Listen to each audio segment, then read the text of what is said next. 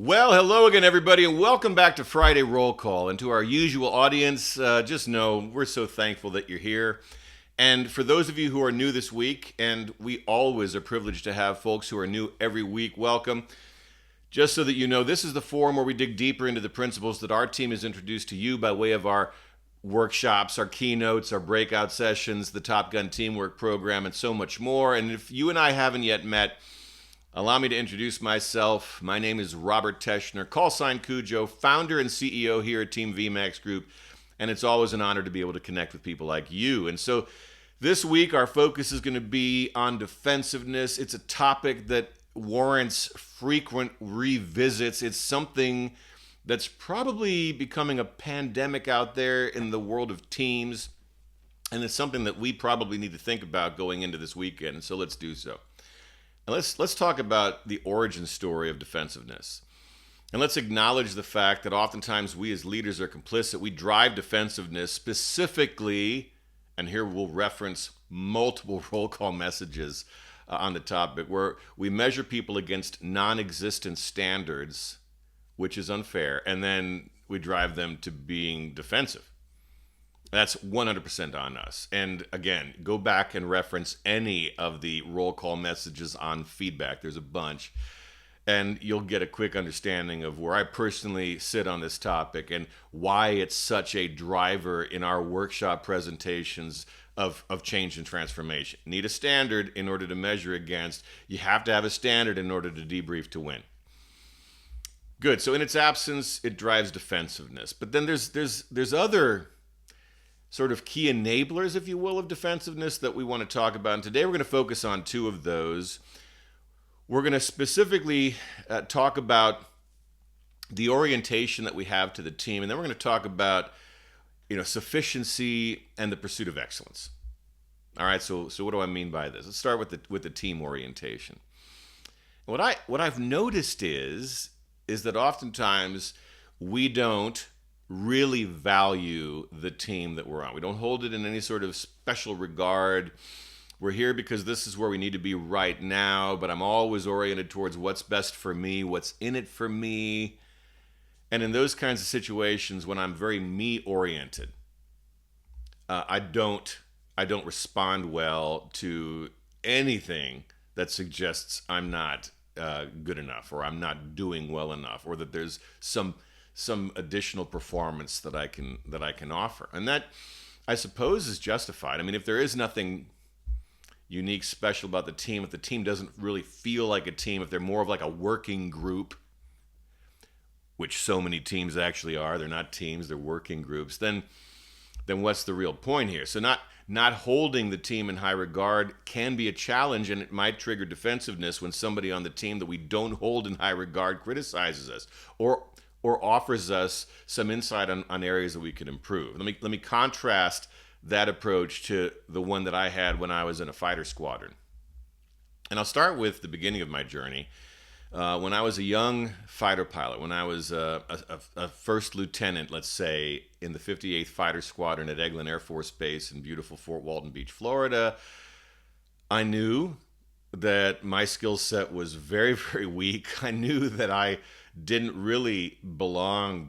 I mean, yeah, I might be qualified as a wingman. I might be doing my job, to the best of my ability. But I also knew that if we were to go to war in my early stages as a fighter pilot, I would be justified in being left on the sidelines night one of the war because I hadn't proven myself, and I still had a huge delta between what my teammates needed from me and where I was at the time. So I was okay with the fact that I wasn't my best. I knew that I had years of development left before I generated some degree of sufficiency, I suppose.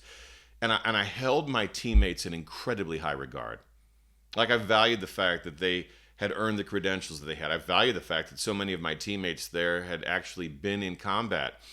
And I held them in high regard, and when they gave me feedback, I took all of it in like a sponge.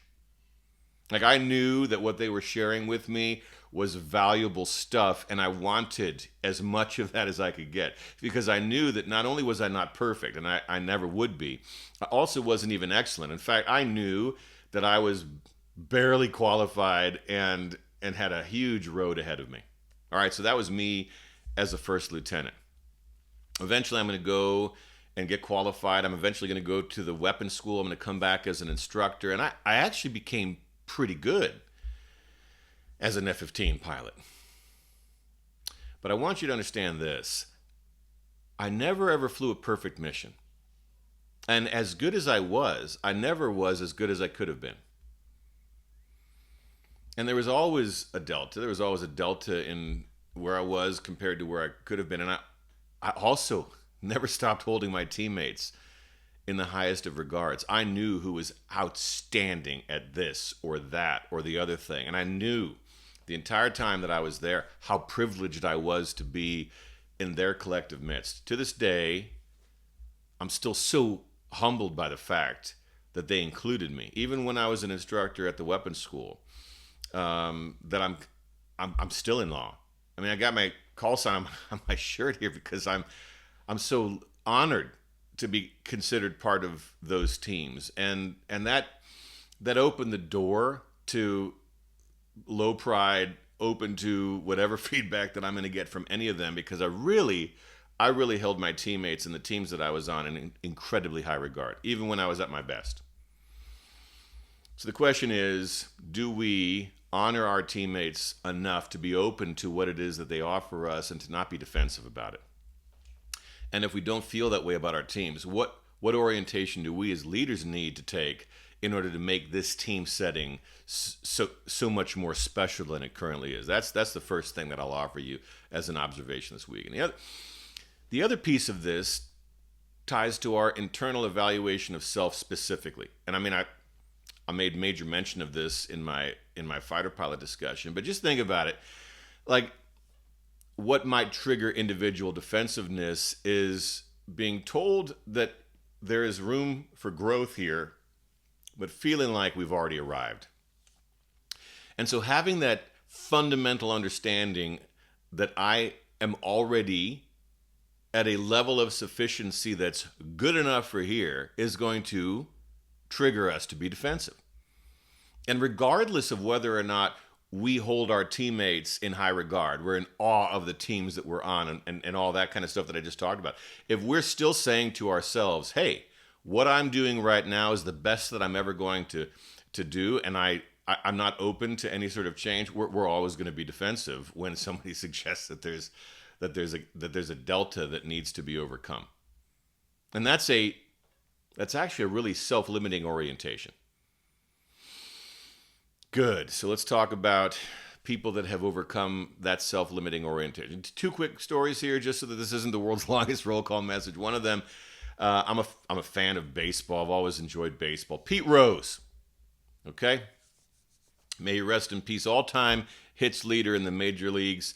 This guy was kind of unique in a lot of ways. One of the things that made him so special was that even though he was hyper skilled at getting singles and doubles, after a game he'd go back, as I understand it, and take hundreds of swings of batting practice.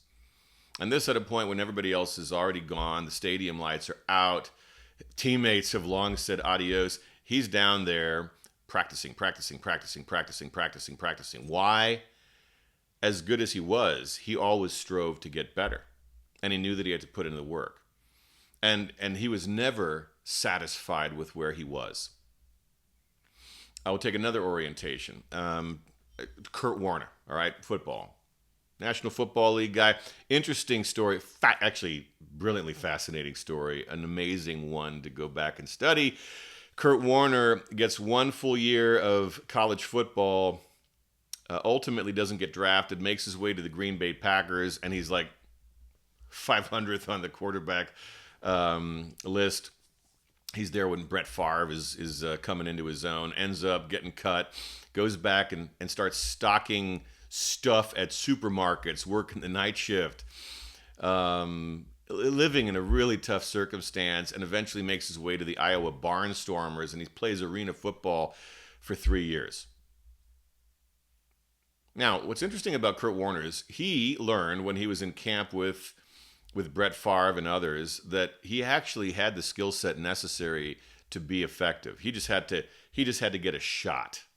So he knew that if he could hang out long enough and eventually earn a shot, he'd be able to prove himself probably and earn a spot on a NFL roster. And eventually it happens, and the Rams, the St. Louis Rams, I might add, give him a chance to be a backup quarterback. Now, here's what's interesting about Kurt Warner. He knew in his heart he had what it took. Like he had a complete warrior mindset, but he also knew that he had to prove it. And that in proving it, it might be a difficult road, and not everybody would be supportive of him. And so when Kurt Warner was with the Rams, he had a head coach who believed in him, but he had an offensive coordinator, Mike Martz, who didn't necessarily, and Martz was brutal. Kurt essentially couldn't do anything right. And Martz kept on hounding on him, kept on pushing him, kept on pressuring him. And other people would have folded in that, saying, oh my gosh, if this isn't good enough, I'm out.